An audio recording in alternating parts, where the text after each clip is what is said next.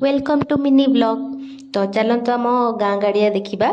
तो सेठी माछ छड़ा है, जाँला छड़ा है, तो माछ धरा हम। मो बापा को बहुत फोर्स कली, चलो बापा माछ धरिया माने फास्ट टाइम भुवनेश्वर तो देखा को मिले ना।